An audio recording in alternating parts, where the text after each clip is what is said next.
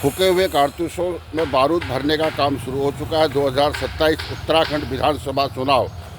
उत्तराखंड की राजनीति का परिदृश्य 2027 के विधानसभा चुनाव की आहट के साथ ही गरमाने लगा है और सत्ता में लगातार कमज़ोर होती कांग्रेस पार्टी अब अपने पुराने चेहरों पर फिर से सामने लाकर फूके हुए कारतूसों में बारूद भरने की कोशिश कर रही है।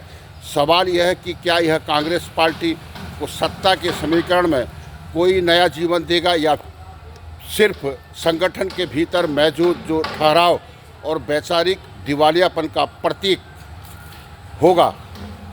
हिंदुस्तान ग्लोबल टाइम्स से मैं अवतार सिंह बिष्ट और लाइव प्रसारण आप देख रहे हैं 2027 के परिप्रेक्ष्य में।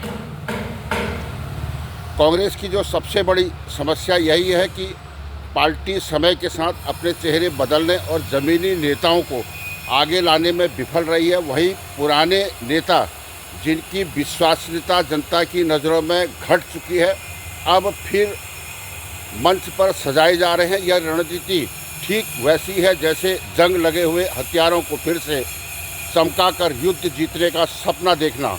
जबकि हकीकत यह है कि आज का मतदाता बेहद जागरूक है और वह पुराने वादों और थके हारे जो नारे हैं उस पर बिल्कुल भी विश्वास नहीं करता है।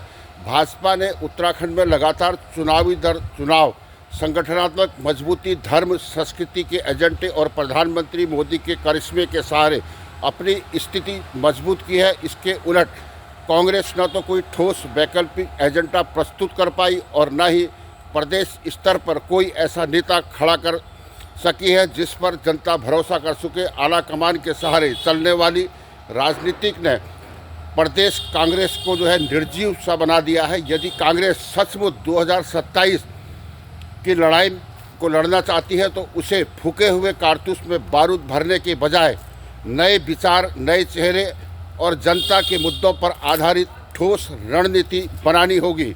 रोटी, कपड़ा और मकान, बेरोजगारी, पलायन, स्वास्थ्य, शिक्षा जैसे जो असली सवालों पर आक्रामक विपक्षी राजनीति को उसे नया जीवन दे सकती है। वरना 2027 का जो चुनाव है कांग्रेस के लिए एक और पराजय का अध्याय बनकर रह जाएगा।